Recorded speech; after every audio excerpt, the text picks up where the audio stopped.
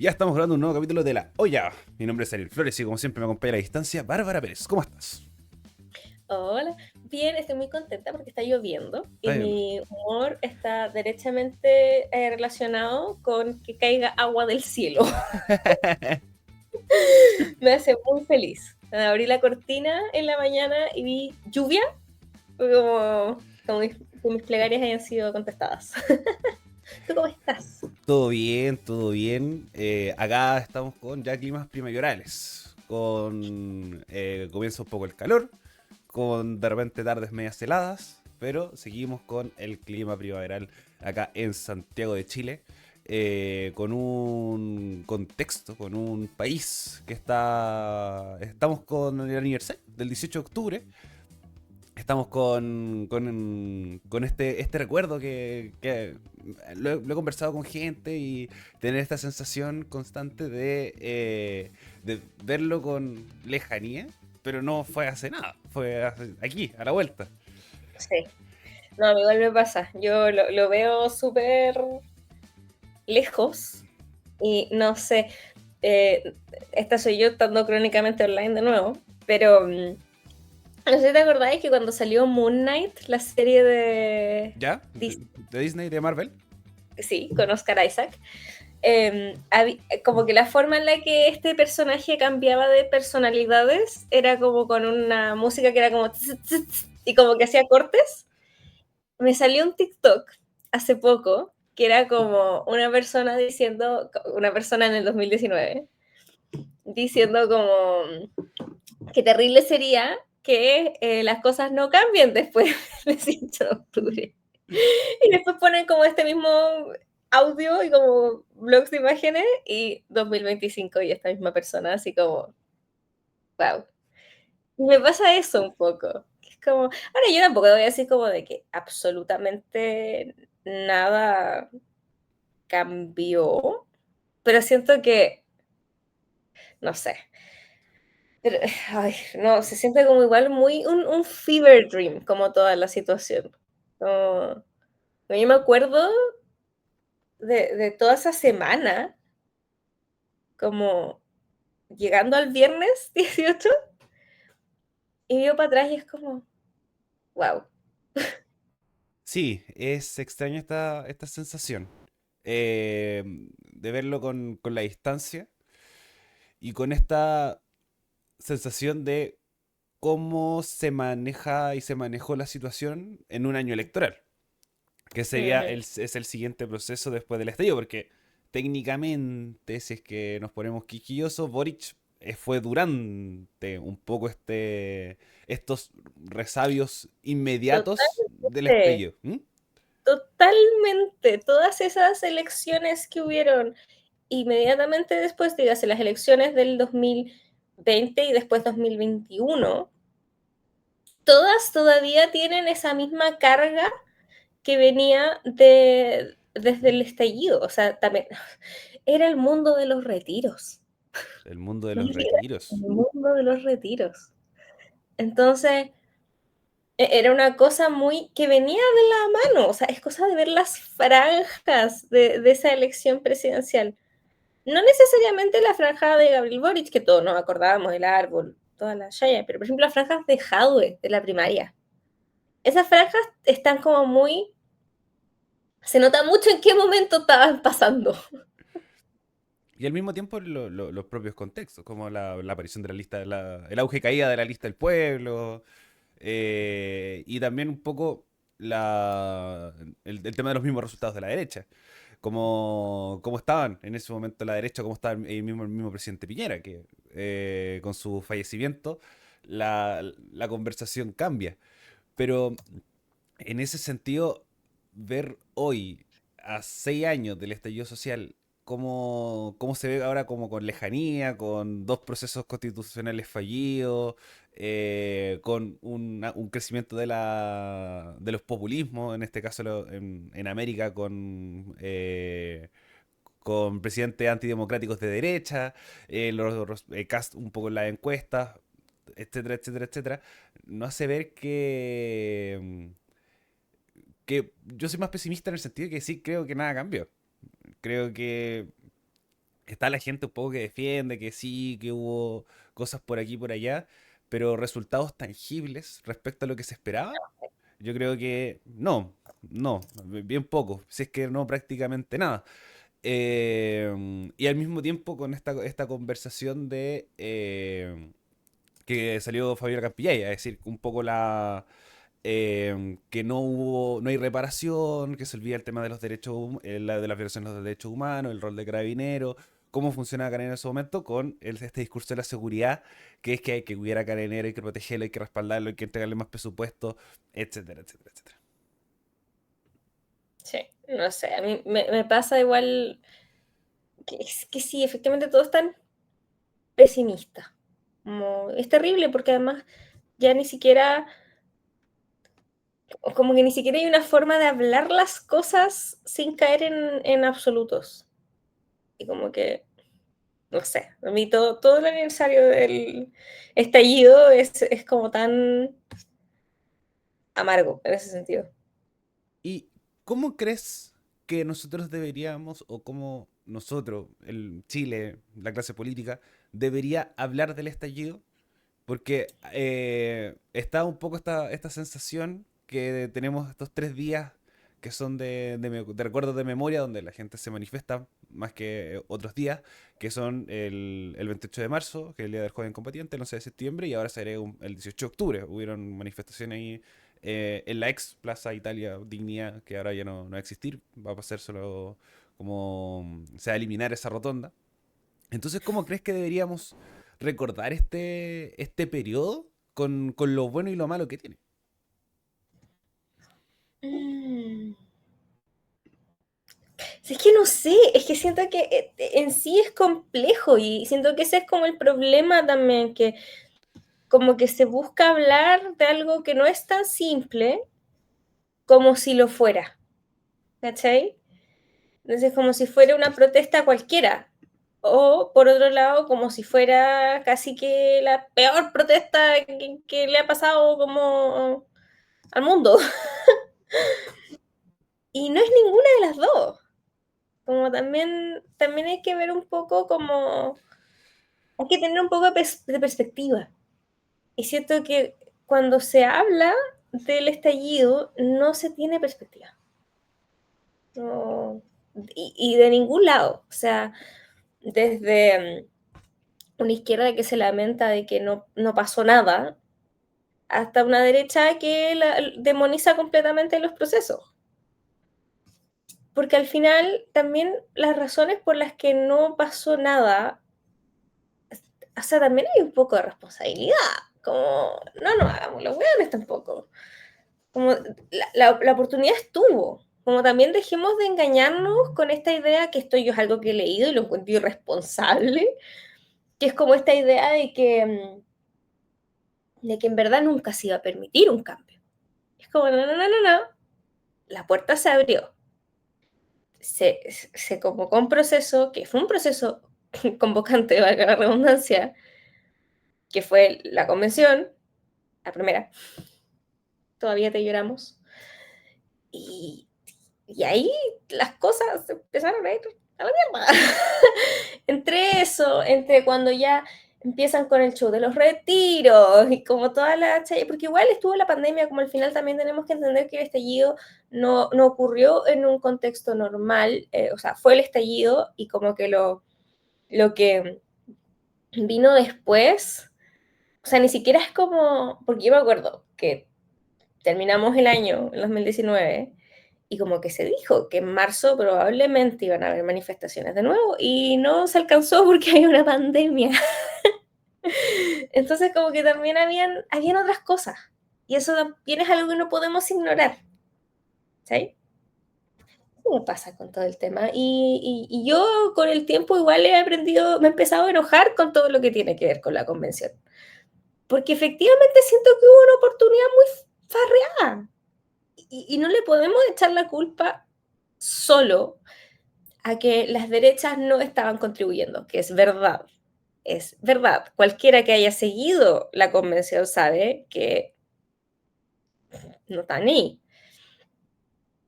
Pero también, o sea, citando una parte de mi musical favorito, Los Miserables, como tratamos de cambiar el mundo muy rápido, y es verdad. Mm. O tú ves ese proceso y es como, Sí, es que a mí lo que pasa con estallido social, yo lo divido en estas dos partes, que es primero el estallido mismo, que viene de un origen de una clase política que estaba siendo como irrespetuosa, como esta cuestión de vayan a comprar flores, levántense más temprano, el tema de la subida del metro, que ha vuelto a subir, harto, harto desde el estallido social, ha subido el tema del metro. Entonces el aumento de 30 pesos, que era en ese momento, se transformó en un expresar las diferentes falencias que tiene nuestro sistema. Y creo que eso es algo que se olvida, que es que veníamos de estamos en una transición democrática con gobiernos de la concertación, con dos gobiernos de Piñera, que uno veía, no veía cambios, no veía que el tema del aumento de las necesidades o el factor de las necesidades o intentar suplir o poder mejorar o poder equiparar la cancha, que siempre ha sido un poco esta conversación. Y ahí donde también salía esta sensación de sublevación, de que los extraterrestres nos venían a atacar, que era este audio de Cecilia Morel.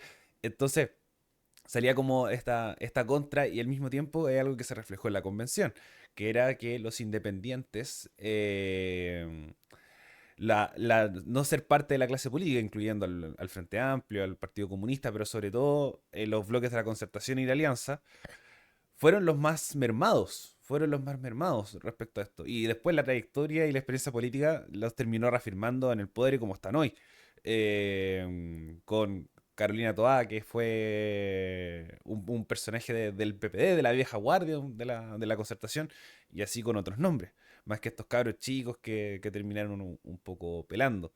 Entonces, que se vea este periodo, como decís tú, lo más terrible, cuando se manifestaban las necesidades que siguen estando, solamente que hubo un desgaste que se terminó con el segundo periodo constitucional, se votó en contra y ya nos olvidamos. Y ahora creo que el gobierno de Boric ha apaciguado un poco el tema por los relativos avances que se han presentado, que tampoco eran los mismos que se presentaron como cambios estructurales, estas transformaciones profundas y cosas por el estilo. Entonces solamente se acuerda de la primera línea y que era todo destrucción y todo terrible.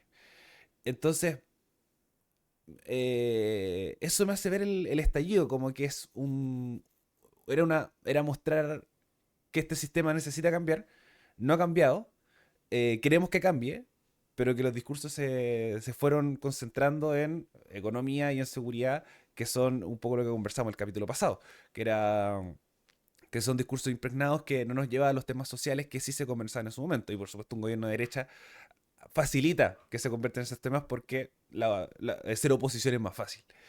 Y Bárbara, un poco también recordando, para poder plasmarlo a la elección presidencial de hoy, ¿qué crees que debería un poco quedar tanto de elección de todos estos procesos constitucionales, del estallido mismo? Porque los candidatos presidenciales salieron un poco a hablar de esto y todos lo reniegan un poco, como desde la misma Jara, menos Artés, por supuesto, pero la crítica es más dura respecto a lo que se espera de un proceso que fueron millones de personas que estuvieron manifestando. O sea, hubo un día que hubo 1 millón de personas marchando ahí en las calles de la Alameda, por así decirlo. Entonces, ¿qué lección sacamos de esta cuestión? yo creo que hay que entender, y esto creo que es algo que debería haber quedado claro con el primer proceso, pero si es que no, siento que el segundo lo ratificó, y es que Chile necesita eh, que los cambios se hagan desde la moderación. Y suena lata cuando una igual tiene hartos ideales, cuando una tiene hartas ideas y ve que hartos problemas son urgentes, porque son urgentes. Pero la verdad es que los cambios, para bien, para mal, los cambios en general son procesos que dan miedo, son procesos de incertidumbre, sobre todo cuando son cosas que nos han hecho antes o que nosotros no hemos visto. Creo que el primer proceso nos enseñó eso cuando lo tildan de que era de un espacio de ultraizquierda, cuando francamente, si eso para ustedes es ultraizquierda, tenemos el compás político completamente desbalanceado. Pero siento que eso te lo muestran de nuevo en el segundo proceso constitucional, cuando estábamos hacia el otro lado, con republicanos, que recordemos, ese fue su gran momento de demostrar que podían dar gobernabilidad, y no lo hicieron. Propone algo que está tirado para el otro lado y tampoco gustó. Porque al final no es eso, y es algo que tú puedes ver también en las elecciones presidenciales. La gente que gana es la gente más conciliadora. Es la gente que logra dar un espacio al diálogo, que logra mostrar esa clase de cosas. Bachelet, Boric, que es un que te mostraba que reconocía que se había equivocado, es un que mostraba que podía hablar. Al final es eso, siento que tenemos que aprender a que no todo se puede hacer así de un suacate. Y que efectivamente hay urgencias más urgentes que otras, lamentablemente, es una lata, pero es verdad. Ahora, a mí mi mayor pena es que sí, hubieron un par de avances que podríamos decir, efectivamente, esto se mejoró, pero efectivamente no fue suficiente, no es suficiente. Y al final esas cosas quedaron relegadas justamente por la seguridad, por la economía, que no está mal, o sea, sin tener una economía estable no podemos hablar de derechos, y eso es 100% cierto.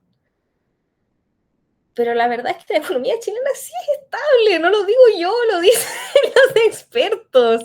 Entonces, que sigamos pintando como que estamos casi que, no sé, en el peor momento del país económicamente hablando, es mentira. Y siento que al final hemos caído mucho en discursos de extremos, no de esos extremos, sino como muy fatalistas, cuando no todo está tan mal. Y cuando sale alguien a decir, oye, en verdad esto no está tan mal, lo apedrean. Como que al final llegamos, dimos un círculo muy extraño en el que si antes decía y eso, como que, no sé, me estresa mucho la situación, como que yo realmente leo titulares y quedo así como, eso no es así, no es así. Bueno, lo que decía Boric, el país no se está cayendo a pedazos. Él lo decía en su discurso en la ENADE. Y creo que es cierto, es cierto. Es- Ahora, no podemos hacernos los tontos, no podemos decir como que no hay ningún problema, porque hay problemas, hay problemas.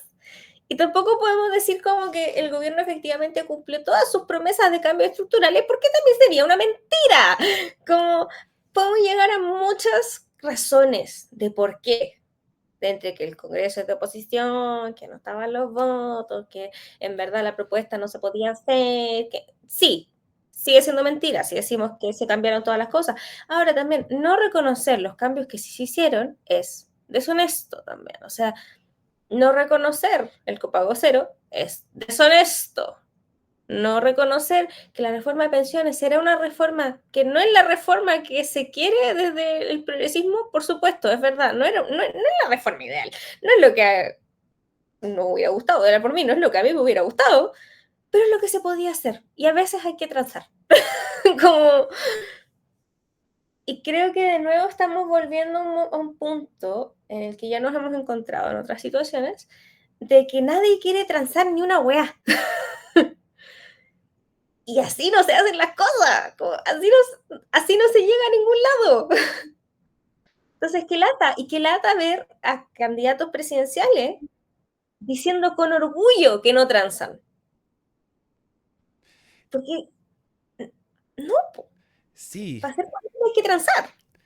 La política es transar. Vivir en sociedad es transar. Porque tú puedes no querer hacer algo, puede no gustarte, pero de repente toca. sí, pero eso te encuentro razón, te encuentro mucha razón, pero con los candidatos que tenemos, se ve todo tan lejano, se ve lejano, porque se nos estamos llenando de discursos de que este gobierno de corruptos, inoperantes, estúpidos, eh, nos lleva a la ruina. Como incluso la misma derecha, porque, o sobre todo el tradicionalismo, Chile Vamos, tiene un poco este factor que discuten entre ellos mismos si es que la reforma de pensión era buena o mala. Es decir, como eso, mejora las pensiones, sí, ya está. Y a funcionar y a estar orgullosos de eso. Como fue aprobado en un gobierno de progresista, el gobierno de Boric, pero al mismo tiempo es una conversación colectiva. Y creo que ahí donde también está la lección del estallido social, que esto también es algo sistemático.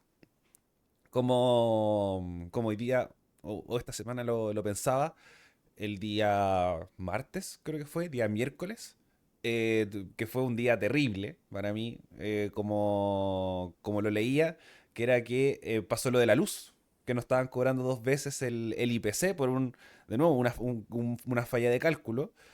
No se pudo realizar una sesión del pleno de la Cámara de Diputados porque no había el quórum, no estaban los hueones, estaban haciendo entrevistas, haciendo Esa weá yo reuniones. la encuentro una falta de respeto.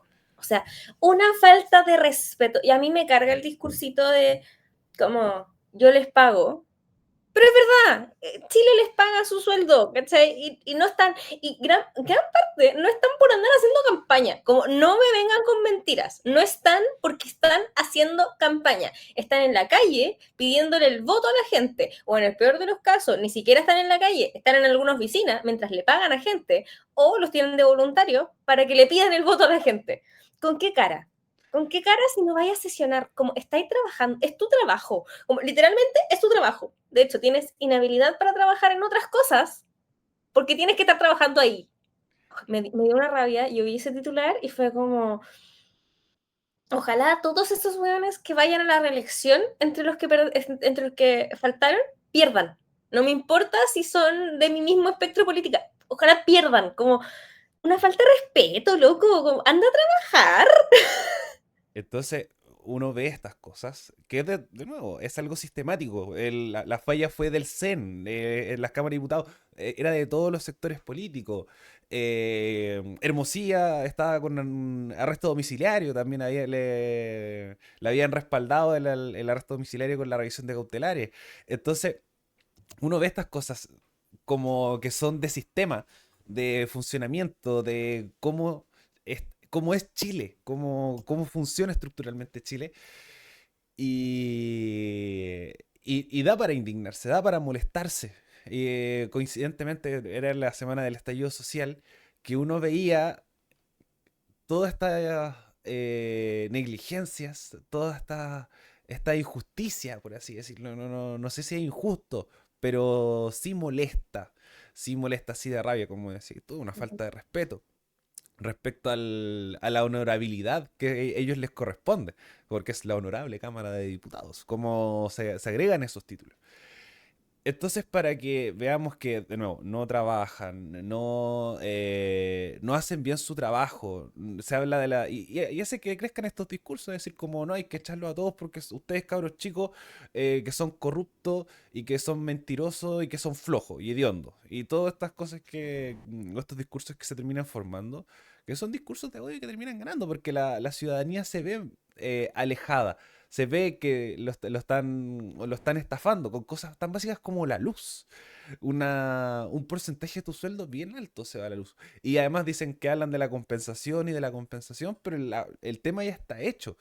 Como no vas a terminar de suplir todo este problema. Entonces, en ese sentido, por ejemplo, para el estallido social, para la pandemia, se frenó un alza de la luz, por lo mismo porque no había problemas perdón, había problemas para poder pagarla. Y ahora vemos que nos están cobrando más que de lo que corresponde. Entonces, es un problema de todo lo que uno ve, cómo funciona Chile, y que se ve lejana esto de la moderación, como esto de llegar a los acuerdos, porque como ciudadanía nos vemos disgustados de lo que nos están presentando. Por algo crecen los discursos de Kaiser, de Parisi, de Kast, que por algo están liderando también la carrera o llegan como figuras, porque sea como sea, están ahí, están en la papeleta. Alguien los tuvo ahí, alguien los tiene se tienen que sentir lo suficientemente respaldados para que el weón esté ahí.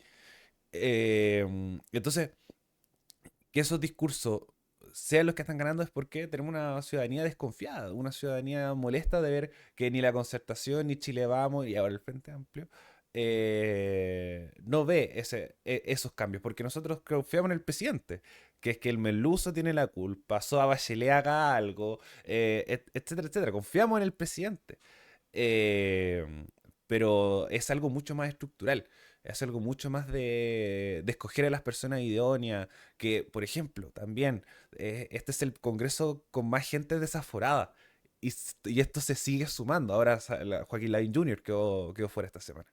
Entonces, da para indignarse, pero al mismo tiempo son los discursos son los discursos que están permeando, que están entrando, que transmiten los medios de comunicación, eh, pero que vemos lejano que se pueda cambiar para llegar a esto que a la gente le gusta, y uno ve en las encuestas y todo, que dicen que quieren unidad y que se muestre unidad, pero en general todos los candidatos tienen discursos y se hablan de discursos que llaman a separar, que llaman a mano dura, que falta a ordenar la cuestión. Entonces ha pasado harta agua bajo el puente respecto a cómo está funcionando estructuralmente Chile a 6 años del estallido social. Sí. También, no sé, me pasa que en ese sentido siento que las dos candidatas mujeres son las que tienen los discursos menos divisorios. Y con Matei me pasa que no le creo, porque pasó por todos los otros discursos también.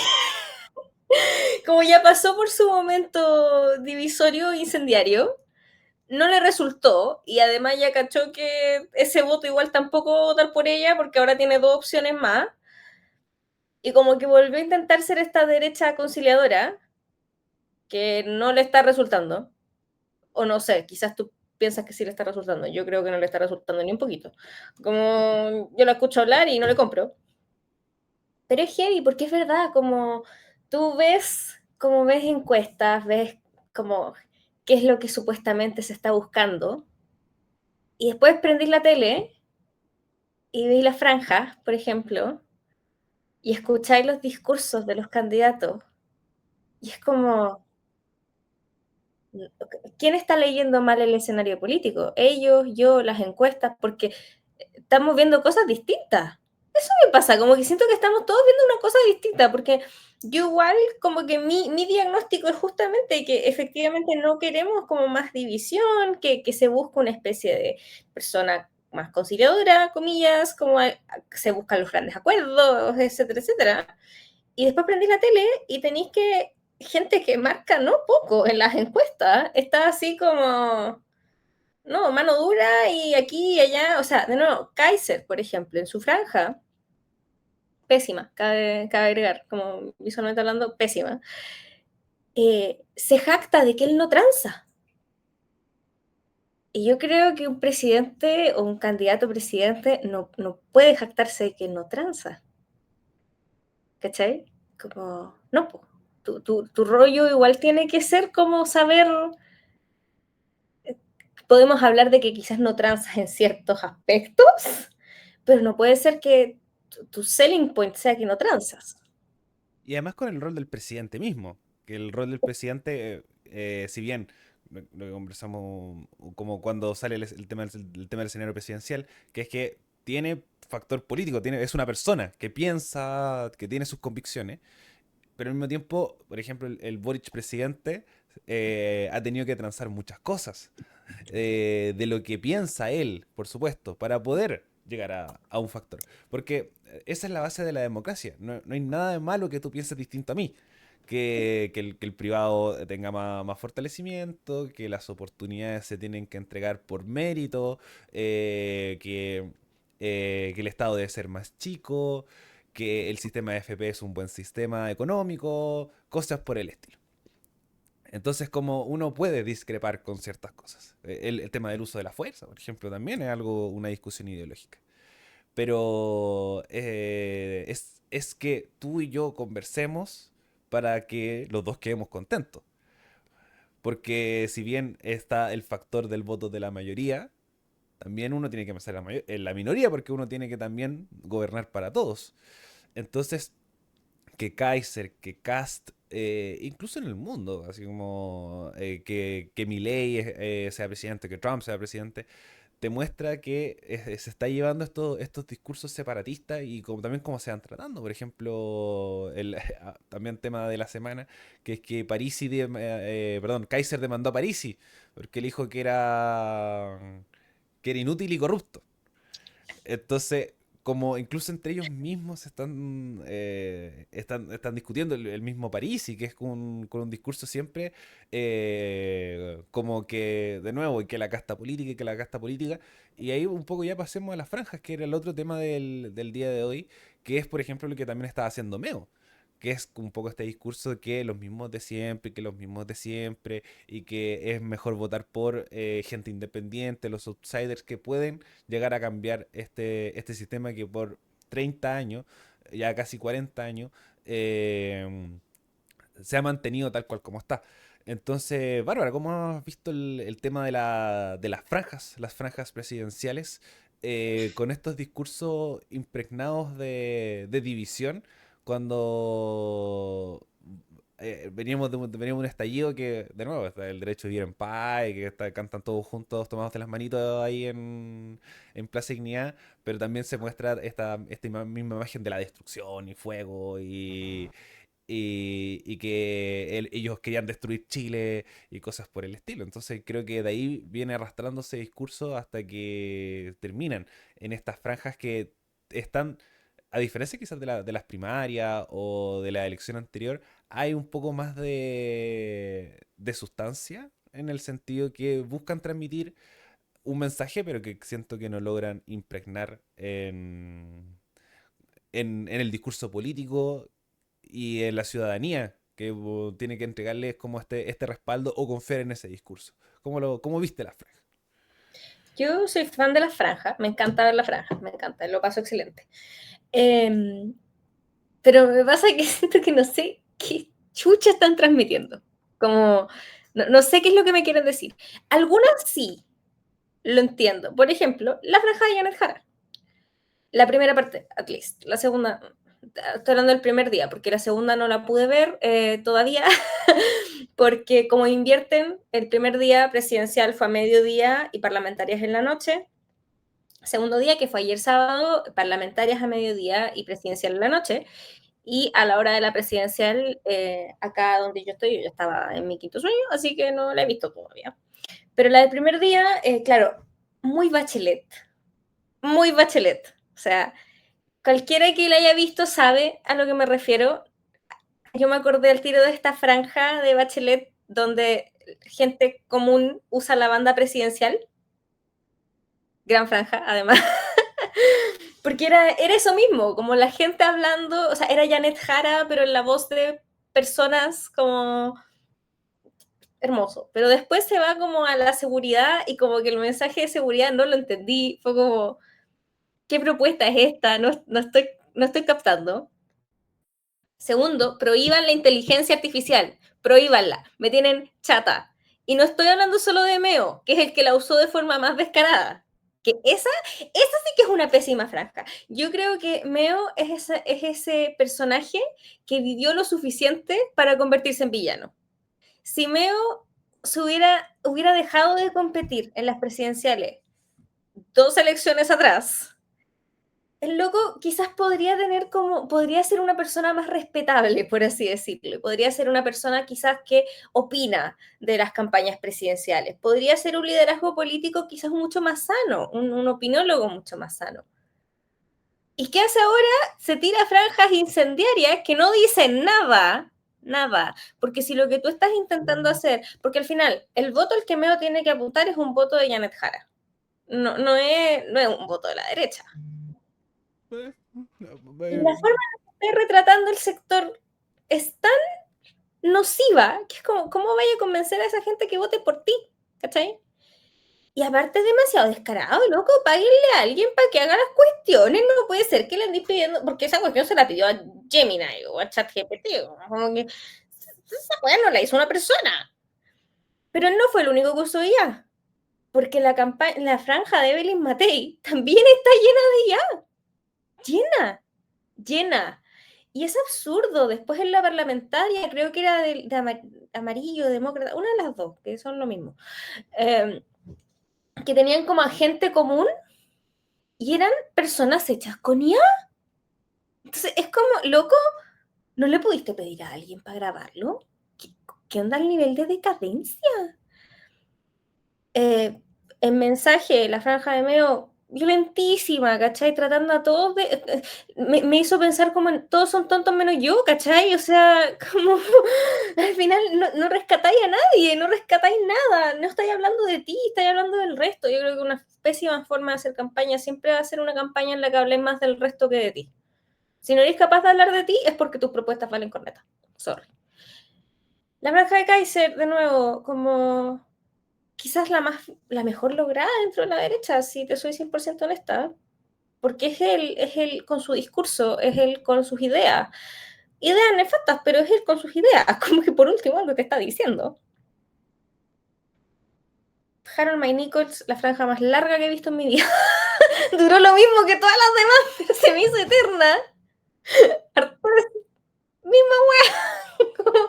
Y Cast recicló el jingle. Yo entiendo que el Vota 2 Vota Cast haya movido gente la vez anterior, pero no podéis reciclar el jingle, la ordinaria.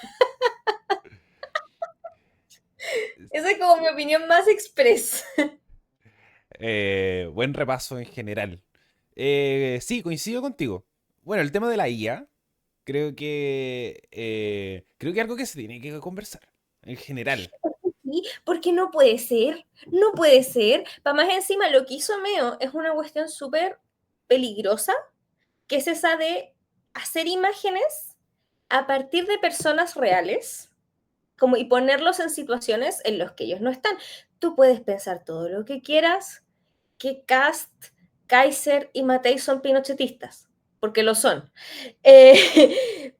Pero ponerlos, hacer estas imágenes burdas además, en las que Matei bombardeó la moneda, Kaiser está en un tanque y Cast es Pinochet, como yo ahí me pongo tonta grave porque se sabe que la inteligencia artificial, como la generación de imágenes con inteligencia artificial de personas reales, es algo que afecta mayoritariamente a mujeres, o sea, y ya se ha usado para crear imágenes pornográficas de niñas.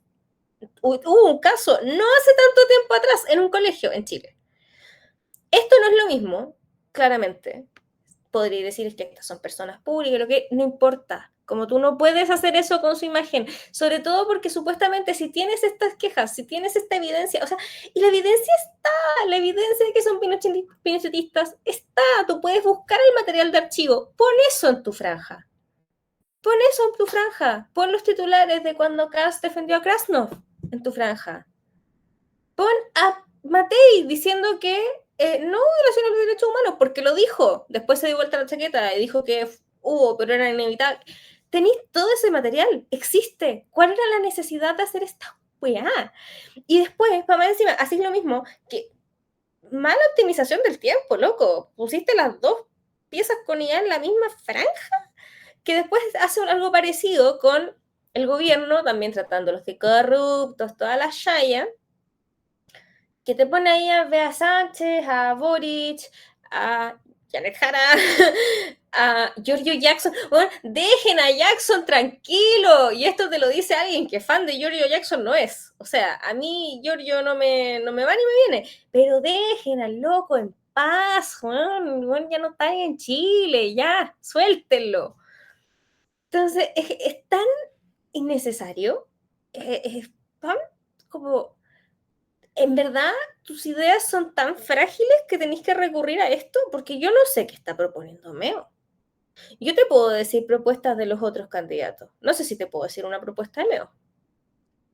Sí, es como el agente más perdido dentro de todo. Como el que menos peso tiene, el que menos posicionamiento tiene. Y esto no te ayuda, y esto no te ayuda. No te ayuda Eh, en nada, no te ayuda en nada porque además ponerte en esta posición como de edgelord, como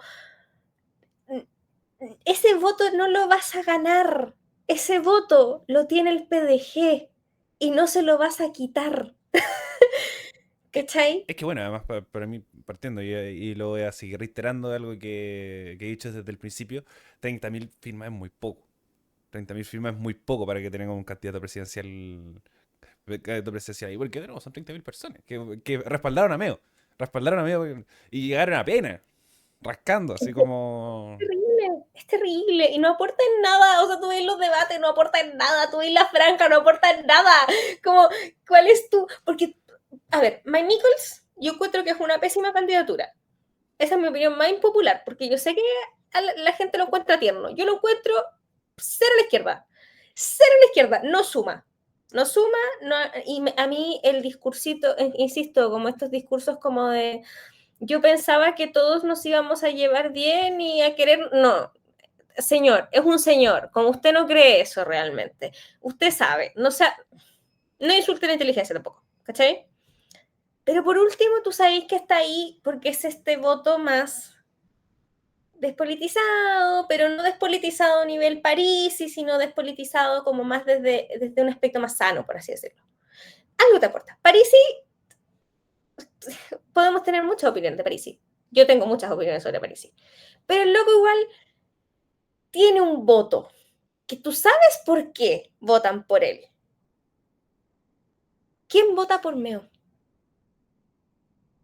No, yo tengo... en este momento? ¿Cuál es el perfil del votante de Meo? Porque tú tienes un perfil de los votantes de cada candidato. O sea, yo pienso, ¿quién vota por Cast? Yo me imagino a la gente que vota por Cast. Yo sé cómo es la gente que vota por Jara también. Tenéis un perfil. ¿Quién vota por Meo? Meo. Y estaríamos, porque yo creo que ni Karen vota por Meo. Soy súper honesta. Yo creo que Karen no vota por Meo. Y por ejemplo, yo siento que es muy probable que en mi apuesta que va a pasar con Artes y con Meo, que no van a conseguir 30.000 votos, No, que son los que deberían mínimo tener. no. Entonces, en ese sentido, creo que que el tema de la inteligencia artificial, que también se usa en redes sociales, como con, por ejemplo, que lo han usado para ahora las palomas, para los flyers, los volantes que van repartiendo, todo se usa mucho el tema de la inteligencia artificial. Y creo que igual es algo que se tiene que revisar, sobre todo económicamente. Creo que hay Sí, algo que se tiene que levantar, por ejemplo, esa franja de Meo ponle, ya, es el valor del voluntario, o no, o la persona que hizo el prompt, que lo editó y se publicó. Entonces esa franja te salió 3 millones para la rendición. Sospechoso, porque eso no debería salir 3 millones, debería salir de harto menos. y aparte, páguenle a la gente. O como encuentro tan ordinario como estar usando ya, como es matar la creatividad también. Y como tanto que les gusta hablar de que los empleos y la web generen empleo, páguenle a ilustradores, páguenle a weones que hagan videos, como ponle plata, ¿cachai? Ponle este es pega humana. Y sorry, se nota que sí, ¿ah? Y no se ve bien. Como tampoco es que tú digas como, ah, pero por último, la máquina lo hace mejor. Mentira, mentira. Te puedo mostrar franjas hechas por seres humanos de años anteriores que son preciosas. Y están hechas por personas. Como, basta. Yo en verdad lo encuentro súper ordinario. Como, lo encuentro vergonzoso. Y en general encuentro que usarla ya para cosas como tan innecesarias. Por ejemplo, lo hablamos cuando hablamos de el paso de Matei por el candidato slash la candidata, que es este segmento en el que habla con su yo del pasado, que obviamente he hecho por IA. Y sí, te genera un momento emocional, es verdad. Onda, la conversación de Janet Jara con Mini Janet Jara fue súper bonita, sobre todo cuando Mini Janet Jara le pregunta si va a seguir extrañando como a su pues, fallecido, como... No era necesario, no es necesario, ¿sí? Porque además, ¿qué te suma? ¿Qué te suma usar IA? O sea, yo cada día más hater de la inteligencia artificial. Yo entiendo, es una herramienta, hay que aprender a usarla y todo lo que queráis, pero bueno, como no la podía usar para hacer tu franja. Y como te digo, en las franjas parlamentarias también hubo un momento en el que en vez de usar personas, era un plano de dos hueones así, lado a lado, en vez de usar a dos hueones que encontraron en la calle, usaron IA.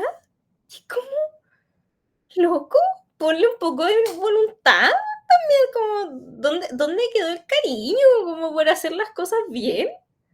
Lo encuentro terrible. Sí, yo sí, bien. eh, Creo que es un recurso que se puede aprovechar, que se puede aprovechar bien. Que entiendo que es más barato, es más rápido. Está ese factor, pero al mismo tiempo hay una rendición, una búsqueda de aportes. El Estado de Chile le entrega plata a los partidos, le entrega plata a los candidatos para que ellos terminen financiando sus campañas. Y ahí también está ese factor de que quería ahorrarte lucas, ¿para qué? Como por ejemplo está el tema de, eh, por ejemplo, que se hablaba respecto a los aportes de campaña que tiene cada uno de los candidatos. Unos tienen más plata que otros, pero al mismo tiempo, Meo, por ejemplo, es cineasta. Es como, era trabajado harto años en tele, por lo menos para ser un weón que te acompañe a grabar tu franja, ¿cachai? Así como, además de tener un estudio de cine o alguna cámara para poder tomar ideas y poder un poco reflejarlo. Lo mismo con el tema del acceso a la tecnología misma. Los celulares, por ejemplo, además un weón tiene un iPhone que te graba súper bien y te graba en una muy buena calidad. De nuevo, no es una película eso, de Steven Spielberg, ¿cachai? Pero ya te entrega un factor distinto y no sé qué tanto te va a aportar como candidatura para que obtengáis votos. Que creo que ese es el objetivo de la franja y creo que ahí es donde se entra en estos discursos y temas de forma, de fondo, por ejemplo, que es la candidatura, que es la franja del partido de la gente, que ahí un poco lo conversábamos antes, que es buscar este factor como del humor, del sketch, como había uno que era como del servicio de impuestos internos, que es un plagio a un reel de unos comediantes, que era que llegaba al servicio de impuesto interno a quitarte todos tus beneficios, que es calcado, son otros hueones nomás, pero es buscar este factor humor que también se busca establecer, lo mismo con Mike Nichols, que Eso, eso es lo que yo estaba pensando. hizo también un sketch, así como con el caso convenio y la inoperancia del Estado. Entonces, como que el factor humor igual te suma, como, de nuevo, ponerle voluntad para poder un poco hacer un buen producto. Algo que muchas veces, en este caso Meo, Artés, por ejemplo, tampoco te termina entregando a decir como, no, este es un discurso que va a permear y te va a ganar votos. Y sobre todo en espacios de franjas que sumando, restando, no sé qué tanto te van a mover. Un poco lo conversamos para las primarias. ¿Qué tanto la gente ve las franjas? ¿Cuánto va a permear y decir como, oye, ¿sabes qué? Me convenciste, voy a votar por ti? Yo sigo pensando que la franja quizás no suma tanto, pero sí puede restar. Ese siempre va a ser mi stand. Y bueno, Bárbara, ya estamos finalizando el programa del día de hoy. Bueno, un poco repasando ya vimos lo presidencial, lo parlamentario. ¿Qué te pareció muy rápidamente? No, generalmente mucho que dar. Hemos hablado un poco de lo parlamentario en general. Yo estoy, y esto lo digo como una persona que le encanta votar, a mí me encanta la democracia, tan contenta no tener que votar por parlamentarios, porque veo la situación y digo, chucha. La franja, yo quedé para adentro. Y de hecho, lo hablé antes, pero es que necesito decirlo como también acá. Hay una franja en particular del PDG que me causó tanta risa y que no puedo creer que este es el punto en el que estamos, que era como una franja. Yo sentí, cuando la empecé a ver, dije, esto es como que están intentando hacer la señora Juanita, pero como la señora Juanita comprando té en la franja del no, así, solo que la señora Juanita resultó ser la candidata que se saca los lentes hacia lo Clark Kent y dice como, yo soy candidata y soy como tú y no sé qué, y es como, ¿ya? Y siento que ese es el escenario. En general siento que está todo muy hopeless, como que siento que como los candidatos que están, es casi como no teníamos más candidatos, como no teníamos más opciones. Lo encuentro muy desesperanzador. Aparte yo sé, este congreso va a ser un congreso profundamente de derecha. Me sorprendería si no, me sorprendería muchísimo si no. Y también me pasa que, no sé, yo no me acuerdo de haber visto antes tanta presencia presidencial en las campañas parlamentarias. O sea, sí, la paloma con el candidato a diputado y como el clásico y toda sí, pero así como el nivel de presencia en la franja, yo no me acuerdo de haberlo visto así. No me acuerdo de haber visto a Boric en la campaña anterior así, ni siquiera a Cast en la campaña anterior así. Más chica no me acuerdo de haber visto a Bachelet así, o a Piñera. Yo sí cierto me Pero acuerdo de Cast, me acuerdo, como... sobre todo con Cast, con la... Esta weá, no es convención, consejo. Como el consejo. las candidaturas del consejo, Ah, sí. Pero como... el consejo igual fue una simulación, ¿no? Me da como chao. Pero a mí me pasó, por ejemplo, que la franja de los candidatos del partido inventado de Kaiser, de hecho es Kaiser hablando, no son los candidatos, es Kaiser diciendo como los nombres de cada uno con su eslogan, ¿cachai? Y es como tan raro. Tenía, en la franja de Evópoli, en la de RN y en la de la UDI tenía a Matei, en todos diciendo un discurso más o menos igual, pero distinto. Y por ejemplo, en uno dice una wea así como todos en un mismo equipo, una wea así, pero es como, pero igual la franja está dividida, entonces, ¿es un mismo equipo o no un mismo equipo? No entiendo. Lo mismo también dentro de la izquierda. Janet Jara te sale en todas las franjas de los partidos que la respaldan. Cast, la de Cast es chistosísima. O sea, la de Cast digo yo, pero es la de los Republicano. republicanos y el Partido Social Cristiano, que es como, como que está llamando a los Evil Avengers, no puedo explicarlo de otra, porque te juro, son como los Evil Avengers, como rarísimo. Aparte hay caras que conocemos nosotros en esa franja y yo... Entonces, la franja parlamentaria está rarísima. Y también como hay algunas de amarillos, ponte tú, donde salen alguien diciendo como yo he peleado contra el terrorismo. Y es como, ¿qué has peleado tú? ¿Cuándo hay? Oh, señor, con cueva va al Congreso, voy a andar peleando contra el terrorismo, déntrese.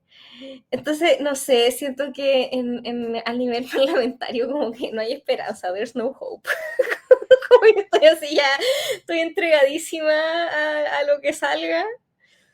Eh, pero no sé, es que aparte siento que a nivel parlamentario como que tampoco saben qué prometer.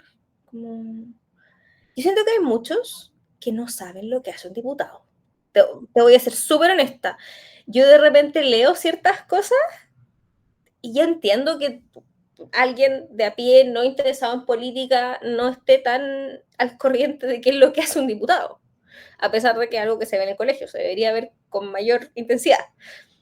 Pero cuando candidatos a diputados no saben lo que hace un diputado, como que igual ya me hace perder un poco la esperanza en el mundo.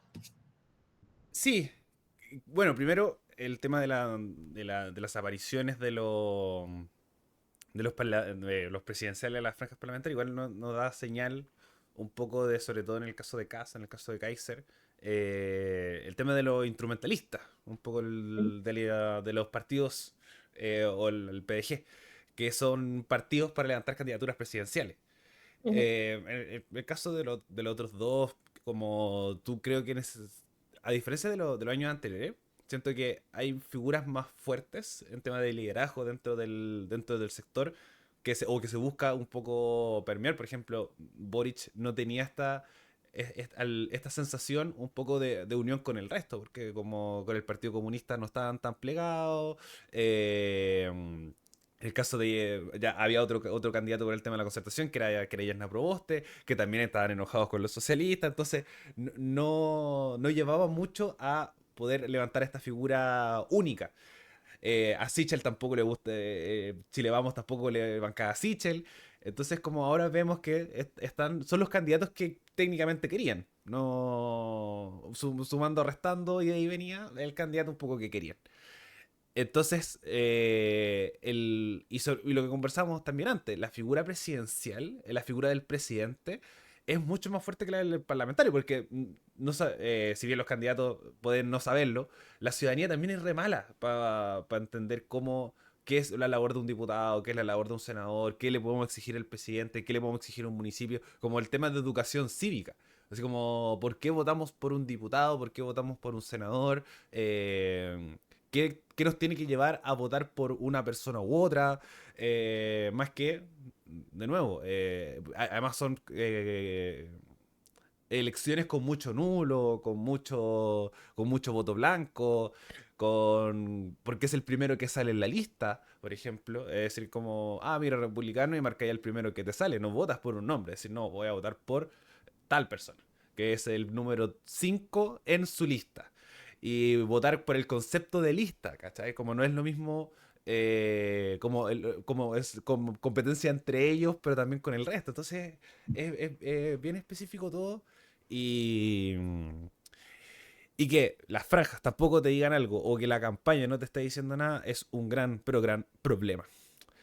Bueno, Bárbara, estamos llegando al final del programa del día de hoy con recuerdos, con esta conversación constante que tenemos cada cierto rato, que es con esta clase política que cada vez nos decepciona más, cada vez nos decepciona más, y que esperemos que por lo menos cambie. Dentro del corto plazo tenemos una elección ahora en casi nada, ya estamos ya en recta derecha, nos queda un mes para este balotaje que nos va a definir el nuevo Parlamento y también al próximamente presidente de Chile. Si es que no se logra el 50%, lo vamos a ver en diciembre, pero ya inicialmente vamos a tener alguna imagen de lo que puede ser el futuro de nuestro país. Pero nos vamos a nuestra sección final para terminar bien, porque es muy necesario un poco sacarnos de esto con recomendaciones, buenas noticias o cosas por el estilo. Bárbara, ¿qué tienes para contarnos el día de hoy? Ya, me debatí mucho con mi recomendación, porque la de la semana pasada que teníamos no grabando era obviamente el Tiny Desk, pero yo voy a asumir que ya todos vieron el Tiny Desk, y si no lo vieron, me parece terrible. Después pensé en irme a mi más reciente obsesión, pero es un poco infantil, así que me la voy a reservar. Y ayer empecé a ver una serie eh, y dije, esta es, porque me atrapó al tiro, está súper entretenida, que es House of Guinness. Es una serie de Netflix, se estrenó el 25 de septiembre, o sea, está recién estrenadita, no ha tenido ni siquiera un mes ya de estar publicada ahí en la plataforma de streaming, que no te voy a mentir, yo me acerqué a verla por tres simples razones. Una, el nombre, porque llamativo, House of Guinness. Dos, uno de los actores es el pololo de la Olivia Rodrigo, hablando de Louis Partridge, creo que se dice así su apellido. Y tres, uno de los actores es el primero en interpretar al hijo de Draco Malfoy en la obra de Cursed Child cuando se estrenó, que es Anthony Boyle. Entonces yo dije, sumando todo esto, bueno, y una actriz que me encanta que es Daniel Callaghan, que salía en Shadow and Bone, dije, hay que verla. La serie se trata de la familia Guinness, que sí son la familia detrás de Guinness, la cerveza. En el siglo XIX está situada en Irlanda, pero también parte pasa en Nueva York, y sigue a estos 4 hijos después de que fallece Benjamin Guinness, el padre, el patriarca responsable de todo este imperio que sería Guinness. Y vemos ahí cómo Arthur, Edward, Anne y Benjamin afrontan un poco la muerte de su padre en una situación muy particular en la que mucha gente los odia por tener mucha plata. También obviamente los conflictos clásicos que existen en Irlanda que tienen que ver con unir o no unir, con católicos y protestantes, con trabajadores y oligarcas, etcétera, etcétera. Y además este señor, cuando se murió, como sabía que su hijo mayor, Arthur, quería deshacerse de Guinness y le iba a vender su parte a su hermano al que venía justo después, Edward, y chao, se iba a ir, adiós, el caballero este en su testamento puso como, no, no puede hacer eso, y si lo hace, se queda sin nada, como si uno de mis hijos, porque les dejó como a Guinness, se la dejó a sus 2 hijos mayores, Arthur y Edward, y dice como, bueno, y si uno de los dos no quiere, entonces renuncia a todo, todo, se queda absolutamente sin nada. A su hija, obviamente, no le deja nada porque es mujer. A su hijo menor no le deja ni una hueá porque lo encuentra un inestable, básicamente. Entonces la serie tiene ahí como su buen porcentaje de mafia, de cosas raras, de conflicto familiar, este hijo que se ve como full relacionado al concepto de la familia, el poder, porque obviamente Benjamin Guinness también tenía un espacio en el Parlamento, entonces él no era solo un empresario, era también político. Obviamente tiene ahí su poco, no tiene casi nada de romance, pero sí tiene un poco este de como romance por conveniencia, podríamos decirle. Muy entretenida, tiene una cuestión que a mí al principio pensé que me iba a chocar, y no me chocó tanto, que es que usan música actual ¿Ya? en esta serie que es claramente del siglo XIX. Entonces, como que la primera vez que, porque la primera canción que suena no es una canción actual, pero sí es una versión reversionada, que es Rocky Road to Dublin, que es la misma que usan en Sinners. Pero la versión es claramente actual.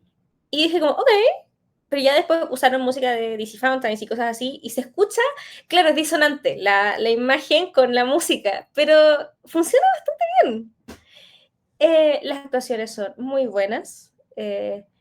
Y sí, ahora igual es muy extraño porque como que el hijo que asume como esta responsabilidad como más grande y es como la familia, la cuestión, es Edward, que es el pololo de Olivia Rodrigo, el actor. Y es heavy ver a este cabro, nacido en el 2003, o sea, menor que nosotros, como en ese rollo como casi que de nuevo patriarca, ¿cachai? Yo estaba así como, mi niño, usted es un niño, como se me entra. Pero buena, buena, buena, buena. Tiene ahí harto simbolismo irlandés también, obviamente, por razones obvias. Entretenida, así que House of Guinness en Netflix se ve rapidito. Yo todavía no la termino. Tiene 8 capítulos. Ah, Yo de 5. Pero me gustó bastante, oye. buena recomendación. La vamos a ver. Oh, me enganchó la trama. Voy yo, voy yo, con la buena noticia. Voy con una buena noticia, que es además con un saludo, que es que este viernes, se inició el pago de la deuda histórica de los profesores. Eh, ¡Woo! Tenemos que el gobierno dio inicio a esta deuda que son para personas que fueron afectados por el traspaso de las escuelas públicas. Ahora se están devolviendo, pero es un problema que se realizó durante la dictadura, que es entre el 80 y el 87, que es la municipalización de, de los colegios. Entonces se inició el 17 de octubre y se espera que es pagar a 15.200, pero 15.000 docentes, ahí está, 15.000 docentes priorizados por edad, por un pago de 4,5 millones. Contempla 6 fases hasta 2030, pero es este pago de esta deuda histórica de una negligencia del Estado que fue afectado a los docentes, a los profesores, que además están en su día. Es el día del profesor, fue esta semana, y creo que es un día bastante destacable, sobre todo con la conversación que se tiene de la educación en general.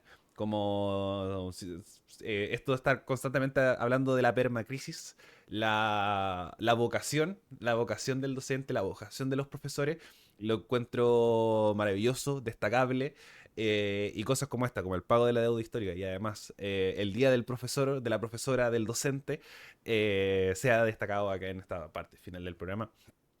Lo quise hacer por esta hermosa y destacable labor. Yo tengo hartos familiares que son docentes, mi mamá, primos, mucha docencia en mi familia, así que estoy bastante feliz con esa labor que es la docencia, ahí sobre todo en los colegios, y que se termine pagando con la deuda histórica, lo encuentro maravilloso.